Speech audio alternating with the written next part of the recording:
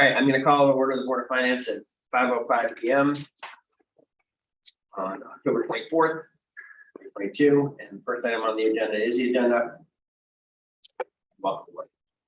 Make a motion to adopt the agenda.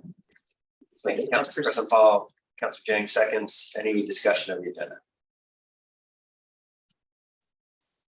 Seeing none, we'll go to a vote on the agenda. All those in favor of the motion, please say aye. Aye. Are there any opposed? Motion carries unanimously. Sorry, I'll stop showing in a moment. More strategic on my right. You're on. Okay, that brings us to the public forum. Is there any? I'm not seeing anyone in the room that is going to speak in the public forum. Do we have anyone online? Sharon, you're the only person with us online. If you want to raise your hand, if you want to be recognized tonight. Going once, going twice. All right, you're going to close the public forum and move to the consent agenda. Do we have a motion on the consent agenda, which is really regarding the minutes from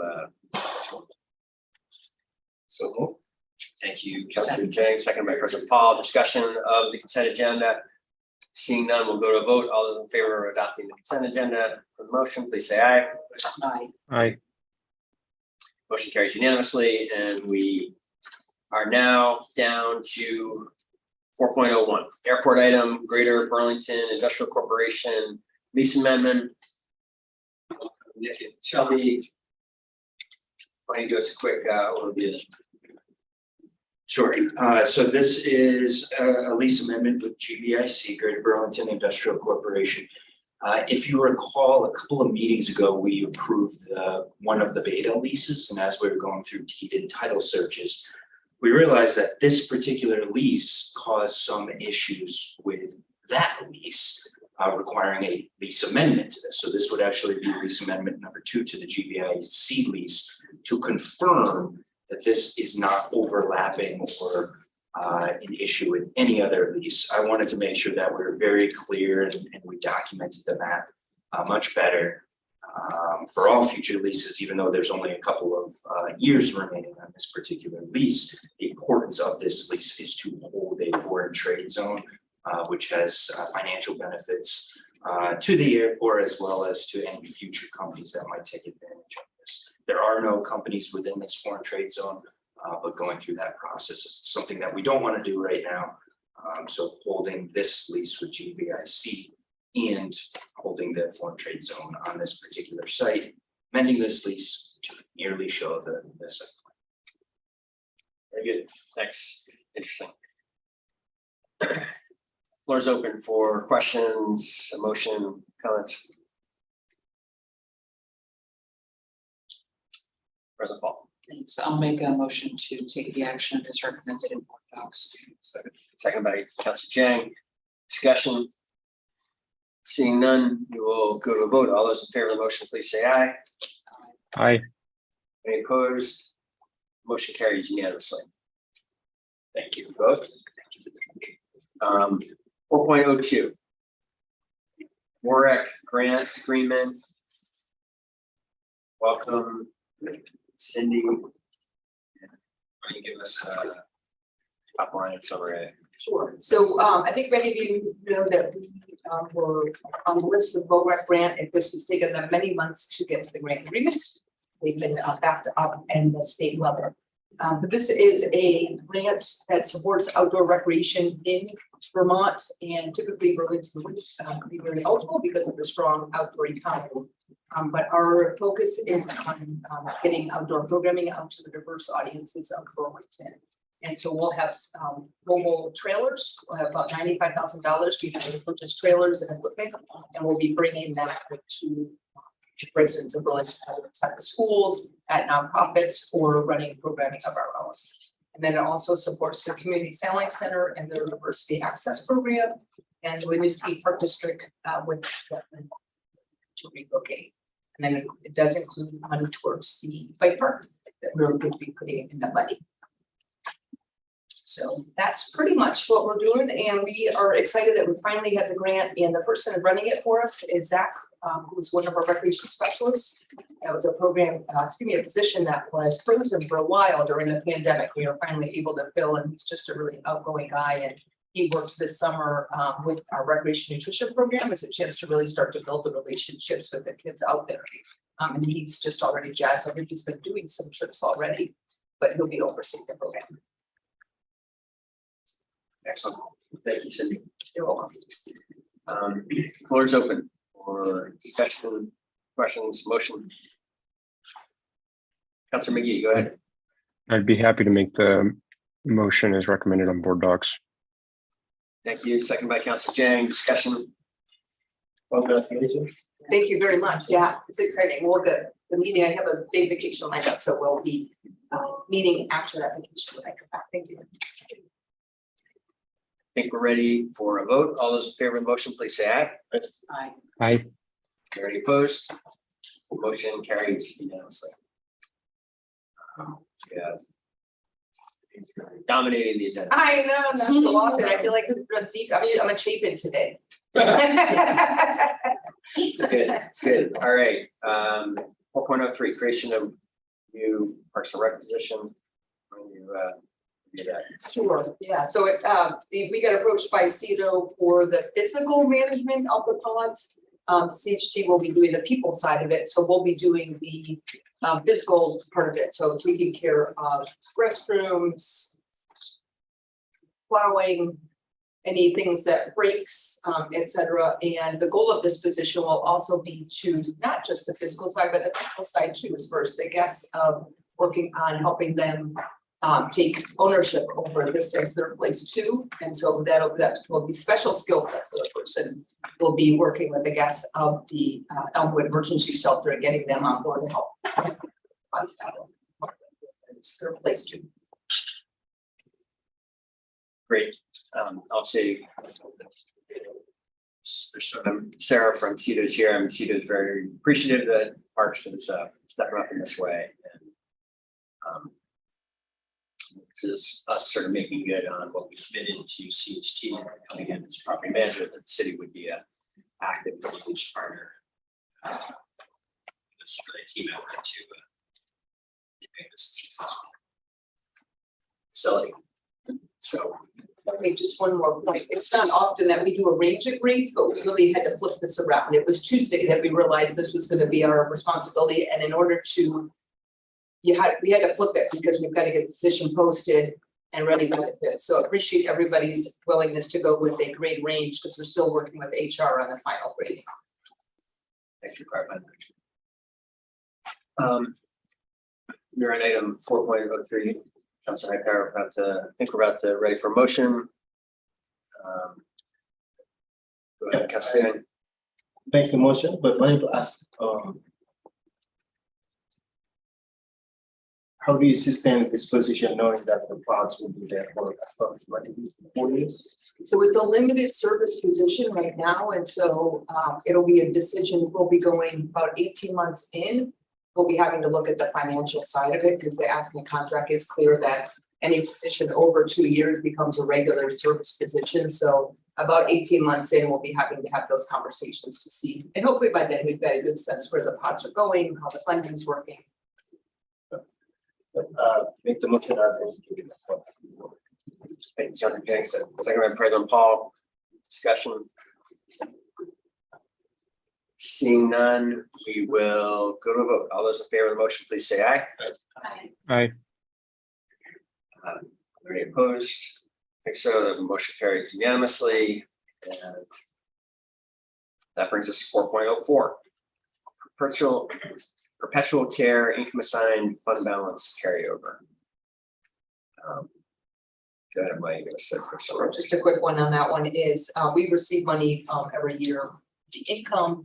And this year we received the amount relatively recently. We realized that our cemetery budget had done well that year. We didn't need the full amounts for it. And we really have no other funding for the cemetery. So we asked if we would be able to take that difference of that net difference that we had and roll that over to reserve fund, and the CT office was supportive of doing that. And then we will use, when we go to spend that funds, we committed to the commission, we met just the other day, that when we get to the point where we're ready to spend it, it'll be in that reserve fund. When we're ready to spend it, we will go to the cemetery commission to discuss how we want to spend it, just to make sure it fits what's stated in the ordinances. And they were very excited about the fact that we're putting it in the reserve fund.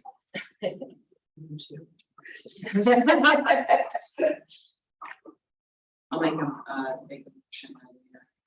Very prudent money management. I'll make a motion to take the actions recommended. Great. Is there a second? Second by Councilor Channing. Discussion?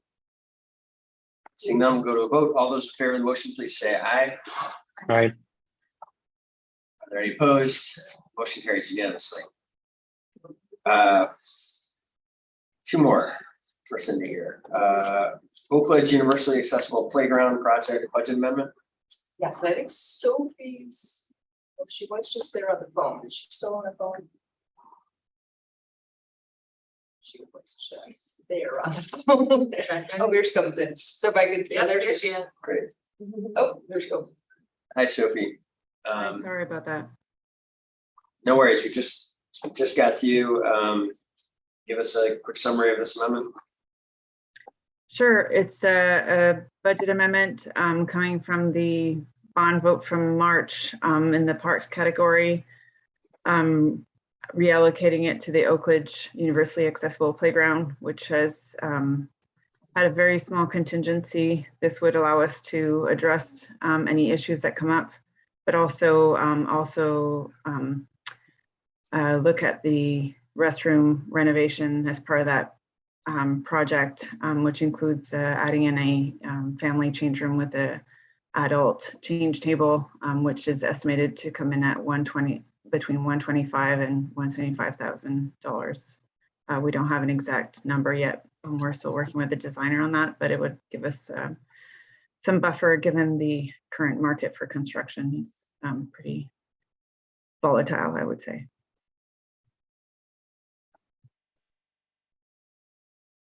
Great. Do anything to? No, I think I would just say, if you haven't had a chance to get down there, it's kind of neat to see it starting to see that playground finally after, I think it's 10 years maybe that they're working Yes. towards that playground, to see it start coming together.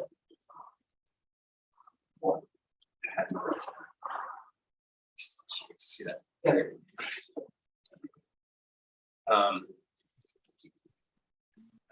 Go ahead, Councilor Channing. Okay, thank you. Is there a second? Second. Second by Councilor McGee. Discussion? Seeing none, we will go to a vote. All those in favor of the motion, please say aye. Aye. Any opposed? Motion carries unanimously. Excellent. That brings us to 4.06, which is a quick claim deed related to the transfer of Elks property. We voted on several weeks ago. Yeah, so this was one that the Elks asked for from their report after the fact, and our attorney said it's needed to do. They've asked for the city to release any I guess you would say ownership to something that we don't own, which is so what I would refer to as a social path across the Elks property that eventually leads into Arms Forest. We've never mapped it, we've never shown it, it's not our land, but they wanted to make sure that the city that doesn't go back and say, well, that trail has always been there. It would lead to a fence because they're putting a fence in. But it's a trail that I think doesn't get used as often actually as it used to, because we now have that great access at the end of it. That's right there. Sorry, I thought that this was land that was being donated. It's so confusing because we voted to accept the land. And now this is the Elks property that they're maintaining. There's a trail that goes across. If you get to the end of their parking lot, there's this trail that goes across here, and they want the city to like say, we agree that that's not ours. And it's not on the land that we said we would take. And as I just noted, we've got a great access now again to Killarney, and we have future access off of North Ave. So It was never ours to begin with. And Haley says, I don't, in some ways, it doesn't make sense that they have to do this, but they want to do this as part of the process. And we agreed that the getting the land is very desirable. And it's the city's not losing anything by agreeing to their legal request to ask for this quickly. And is there a reason that they'll be putting? It's part of their pieces that they don't really want people cutting through their property. That's where that, by putting that fence up, people will be able to cut through the property. Well, I guess you could. But again, I think that the access down to Killarney is really provided what the community was looking for a way to get to the lake.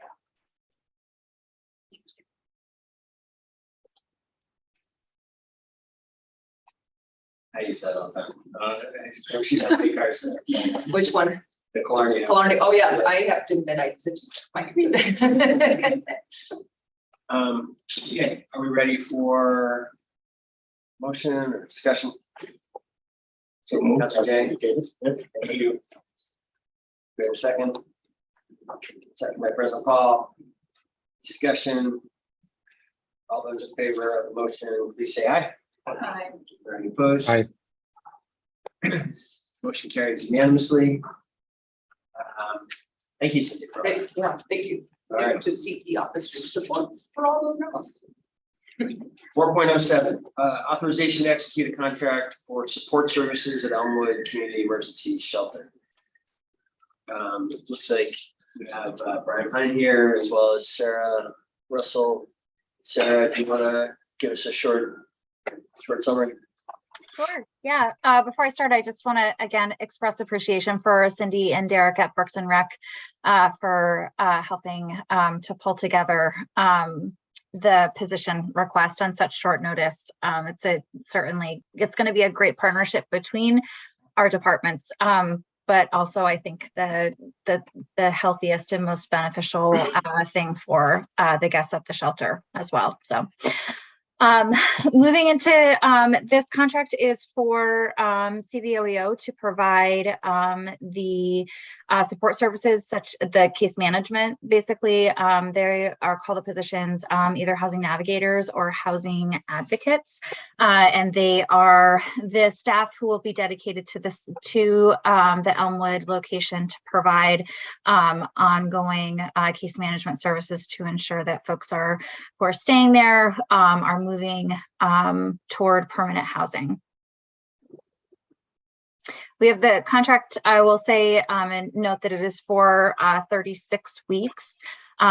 We needed to have a reduced, instead of a one-year contract, we will develop a new contract with CVOEO starting for July 1st when we receive our full 12-month grant from OEO to support these services, because we're starting past the beginning of their grant year, which began on July 1st.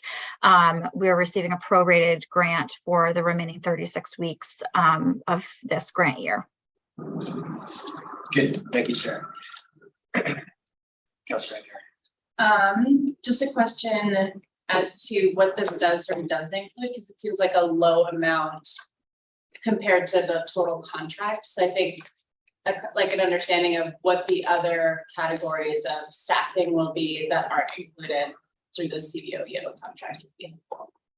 Sure. So CVOEO is just, so this contract is just providing the two case management positions.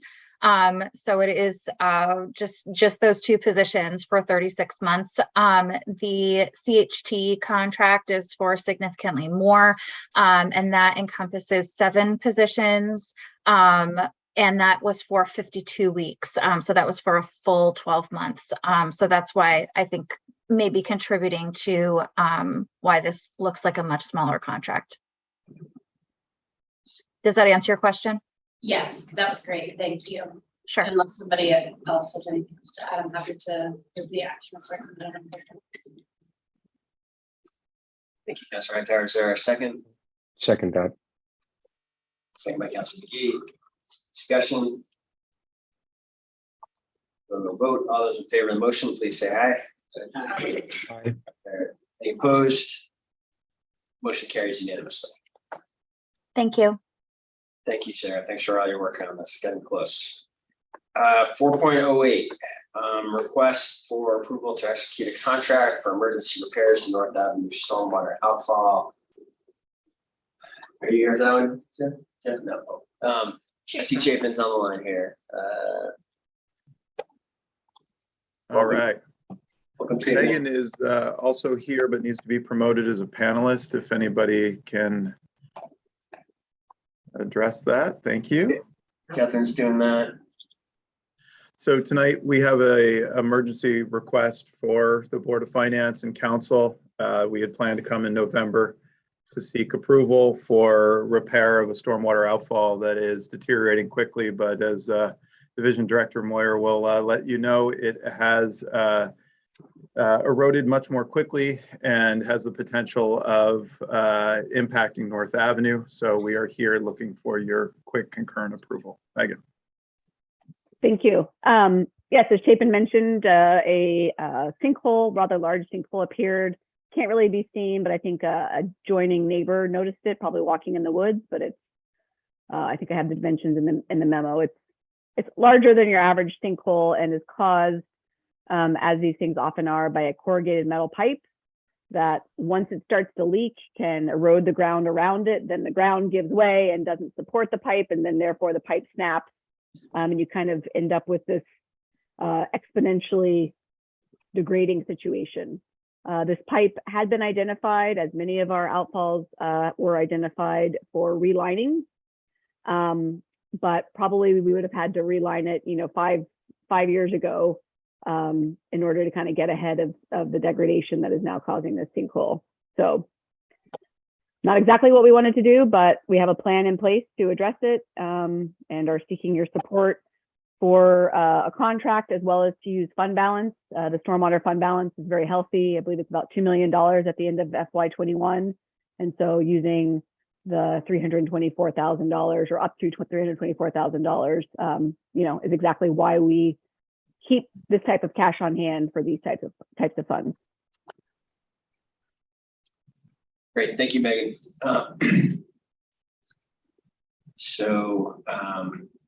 Floor is open for questions, discussion, motion. I'm happy to. Oh, We'll give a, happy to make.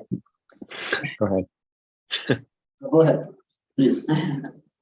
I am happy to make the motion as recommended on board docs. thank you, Councilor McGee, seconded by Councilor Jang. Discussion. President Paul. Thanks.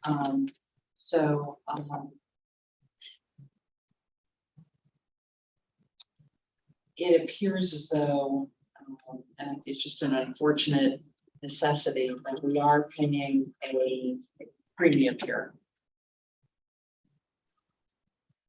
A Yes. pretty good premium on a percentage basis to be able to do this in an unplanned way. And so obviously that's part of a longer discussion. We can't do anything about what is in front of us. But I think it is worth noting that when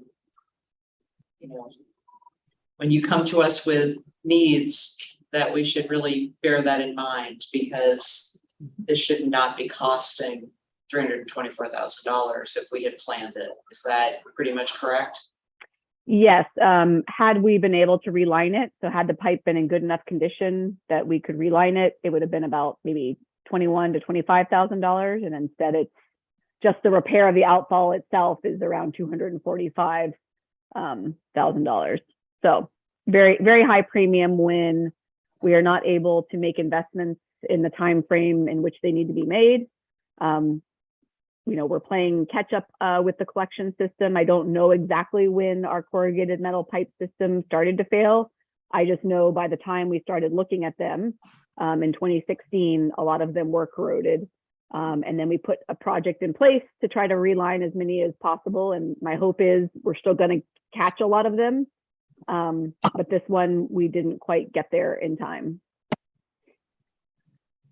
Yeah, no, I mean, this is not a slight against. Oh, I don't. Obviously, if something happens, it happens. Yeah. But I guess it's more just simply that the cost, when we do talk about lining, that This is why we line. We can fix a lot more pipes for the same amount of money versus the situation where we're only going to get to fix one pipe for a very large sum. So yes, that is the point that we all should be talking about, maybe not tonight, but at a future time. Right. Thank you. Thank you. Is there a motion? Yes, there is a motion on the floor. Any further discussion or questions? The other thing I will say is there are a number of trees. We have been in consultation with the city arborist to look at those trees and to, you know, only take the ones that we need to take and to come up with a plan for how we're dealing with the wood. But the public may notice some tree felling in the area. It is out of necessity. We are not going to take anything that we don't absolutely have to cut down. Good. And will there be any disturbance to the surrounding people that live around it? There shouldn't be. There might be. I think there's enough access and without having to, you know, deal with any traffic issues on North Ave because we have the old on ramp there. So I'm hopeful that it will be fairly non-disruptive. Just that people will be noticing crews mobilizing, and again, the biggest thing people are going to notice is probably the trees disappearing and the construction of a temporary roadway down to that area. I'm sure you will notice, make notices to people that live around the project. You always do that. Yes, we've been in contact with the adjacent landowners, also making sure that we have temporary construction easements where we need them, making sure everybody's in the loop on that. Thank you. Okay. We're ready for a vote. So go to a vote. All those in favor of the motion, please say aye. Aye. Aye. Any opposed? Motion carries unanimously, and that brings us to, thank you, Megan Chapin. Thank you. Thank you much. Brings us to 4.09, which is a market factor adjustment for the city attorney. This is, of course, related to after we're still searching for permanent city attorney, and we're still committed, if possible, to keeping the current model of an in-house general counsel as opposed to having to go to what we think ultimately be substantially more expensive, even with the change that we're proposing tonight. Cost and operational challenge of going to a outside city attorney, firm city attorney model. So that's probably it tonight.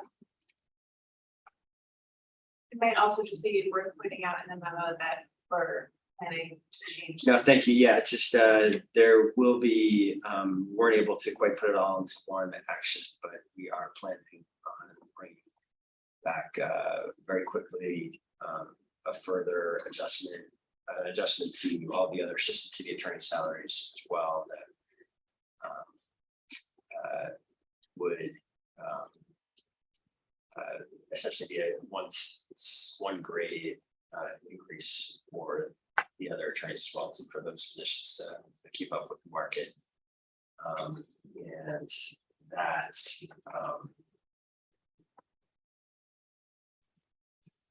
That work is underway, but we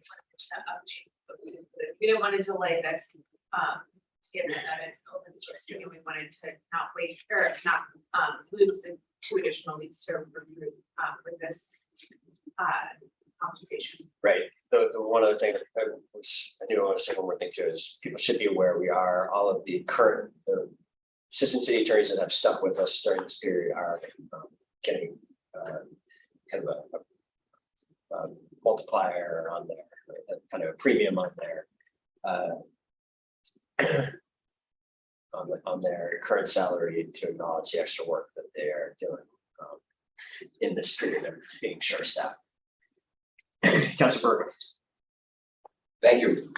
I hate to be a fly in the ointment, but I'm going to be. I would ask you to defer this to put them all together, to bring the supporting data that you allude to that do not provide I have to say that this is outrageous to me. And this is something, had I still been there, I would have like benefited personally. I'm actually speechless at the thought of the city of Burlington paying a city attorney almost $200,000. Yeah, and I could, you all have heard me get on my soapbox about wage or income inequality. I will not. I will just throw that out there. That is an elephant in the room. And I do not think that this is justified. And I love the work that people do. I was Kim's colleague for almost 2 decades. I have great respect and believe that we can get the sufficient legal resources without going where you're going. And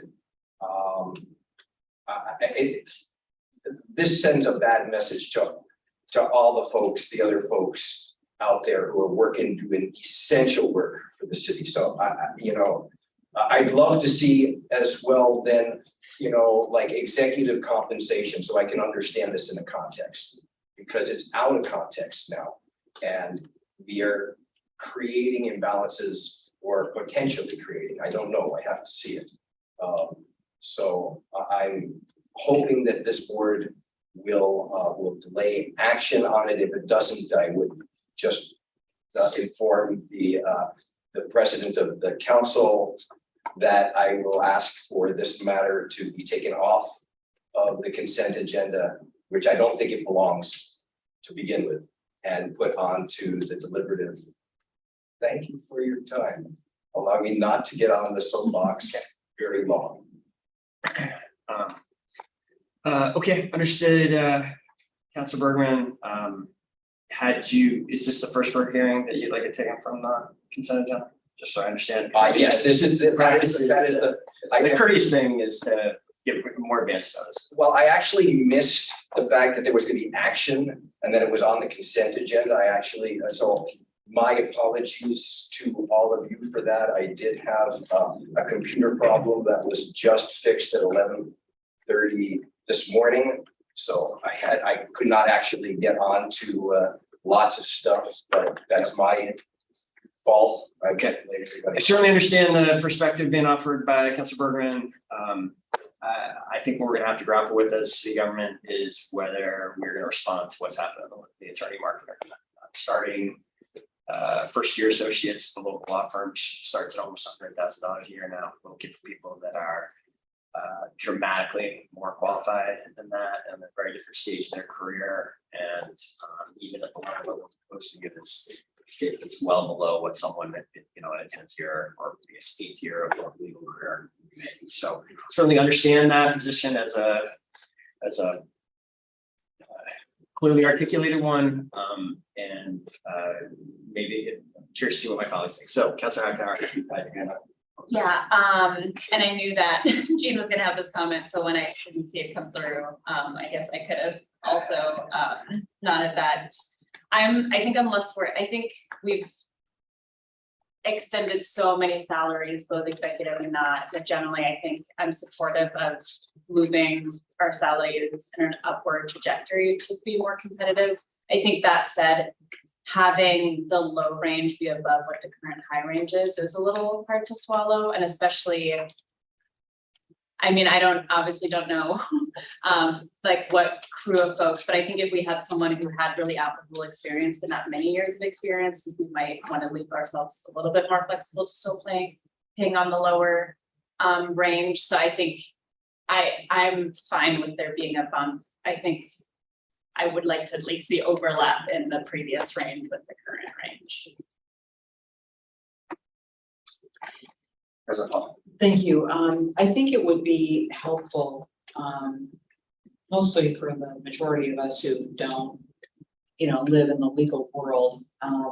Is it possible to see the market factor analysis study that was done so that we would have an opportunity to sort of understand where these salaries are coming from? You know, I really would have no basis for comparing whether 164,000 is enough or 175,000 or 150, because I wouldn't know. But I think it would be helpful if I could see that analysis and, you know, number one, that my apologies for quite honestly not really thinking about it until this moment. And also, you know, just for the benefit of Councilor Bergman, what my intention had been, although I had not put it on the deliberative agenda, was that if it got to the Board of Finance and it was a divided vote, I would have taken it off the consent agenda and put it on deliberative at the council level. If it had passed, I probably, given the makeup of the Board of Finance, probably would have left it there unless somebody else had wanted to see it off. So, but that was just sort of my thinking on that. That being said, I do think that being able to see that study would be a little bit illuminating.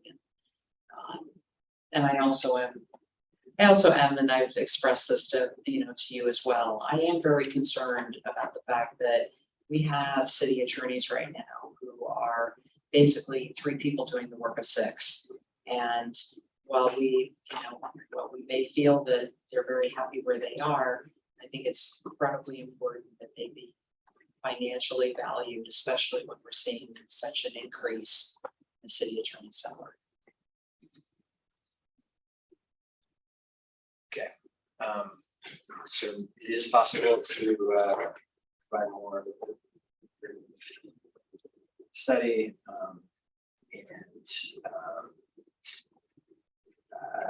it sounds like why don't we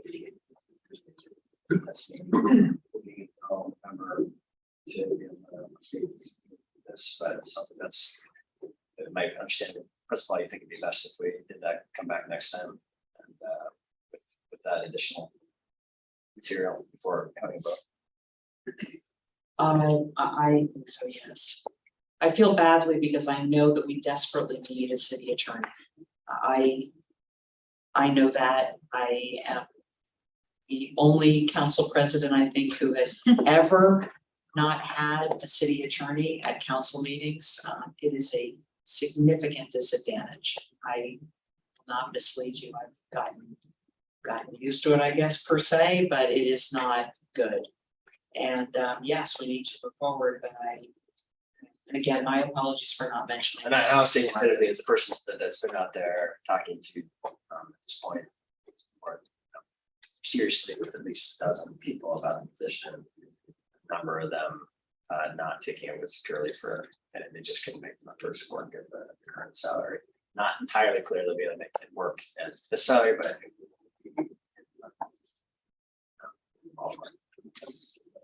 certainly a couple of them, I think.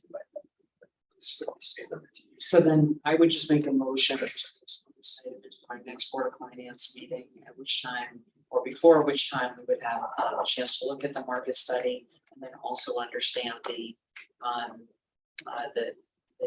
salary increases for the 3 city attorneys. Do we have a second for that motion? By Councilor Hightower, further discussion. Go ahead. How many people applied for this position actually that are requesting salary increase? How many people applied? I mean, when you say how many applied, I don't know how many actually turned in an application. I think we've talked to, like, I think I personally have been involved in somewhere between 8, 12 people that I had serious conversations with.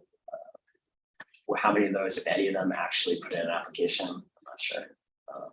We had a few people who were not qualified. We had at least 2 people that made it to the final stage and were hoping to bring forward and eventually and withdrew due to the salary.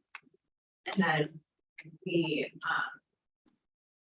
had other people who didn't have necessary experience for the scope of this position. Still said the memo said we interviewed several qualified candidates. However, each of these candidates indicated. So it seems, I just wanted to know the range. So it seems it's 2. But I completely agree with my points. And so, okay. Councilor McGee, sorry. Go ahead. Thank you. I just wanted to say briefly that I agree with Councilor Hightower that I would like to see the low end of the new range have some overlap with the old range, and would look forward to seeing the market factors analysis as well. Okay, I've heard that feedback. I will share that generally the way our ranges work, if you kind of attempt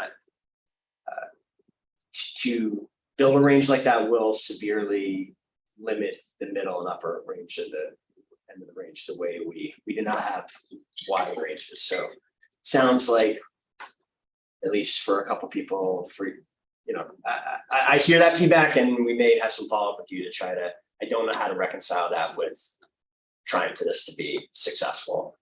So I guess I'm still gonna probably come back advocating for a range that I think actually addresses the issue that we're dealing with, understanding, I object to the articulation. This is outrageous. I really find that pretty unfair characterization, given that I'm trying to solve a challenge for all of us, one that impacts all of our our ability to function as a city government, and one that, the alternative doesn't make a lot of sense to me as financially. If we're going to, for the same level, for a poorer level of service, we're going to end up paying substantially more if we have to go to the firm model. I think that's the economic reality of what we're talking about. So it's in that context, not because I want to pay people big salaries. This creates real equity issues amongst their team. There's no doubt about it. This person would be definitely our biggest general fund paid employee, and that is challenging. We have been, as I think we have been reacting to the market in a number of ways. This is consistent with that, and it may mean that there are further ripple effects downstream as we do this. So Councilor Bergman is right to, I think this is a decision with some sort of consequences to it and possible future implications. That's the balance here. Do we want to? I think we've had a really good run of having this Peterson as an in-house attorney, and I think there's a lot. So that's why we're putting it forward, is to preserve that level of functionality and operations, which I think has served us well for a decade. So with that said, Councilor Hightower. Sorry, just a quick comment, which is for those of us who don't know how the steps are created, if there is a limitation, just an understanding in the memo that we get of what that limitation is. Great. And really quick, it basically tends to be about like a 1.5% increase. You want to say something? It's between 1% and 2% between each step, and it's also the only we place employees between step 1 and step 7, and that's why we specified in the memo that the starting range is really at the midpoint of the full range, while the top end of the range, step 15, is on the higher end. Someone at their starting salary would never start at that step 15 of the range. We only new employees enter the range at steps 1 through 7.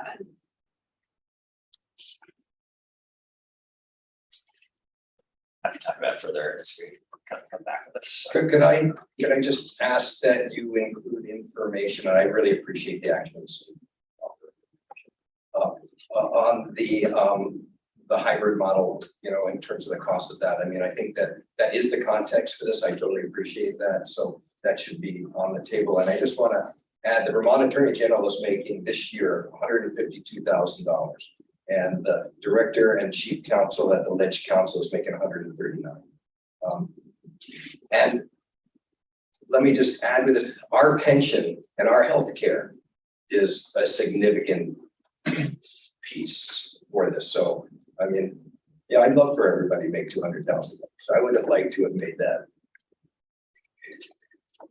Okay, tough issues. This is the challenge. We've had a good discussion on it here. I'm going to close. Well, sorry, I guess we have a motion. What a motion. All those in favor of the motion, please say aye. Aye. Aye. Is there any opposed? Motion carries unanimously. And that brings us to our final item, which is a Board of Finance approval only. Traffic signal modernization, Main Street, University Heights. BPRW item from Jeff.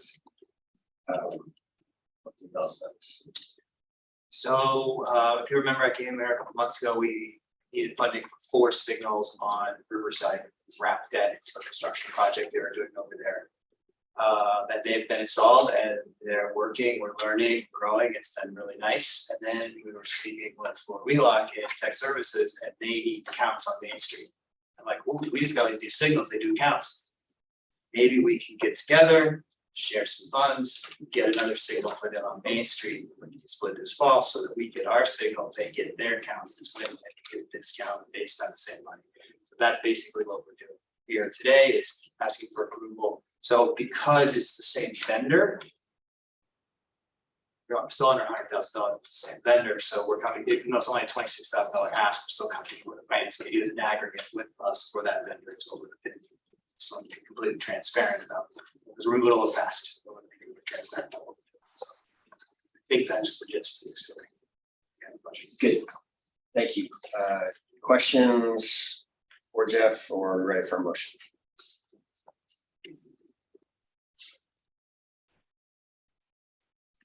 I'm happy to take the motion. Thank you, President. I'm all for transparency. We're all. So I'll make a motion to take the action as recommended. Discussion. All those in favor of the motion, please say aye. Aye. Aye. Opposed? Motion carries unanimously. Thank you all. Thank you, Jeff. Thank you, Chapin. Yep.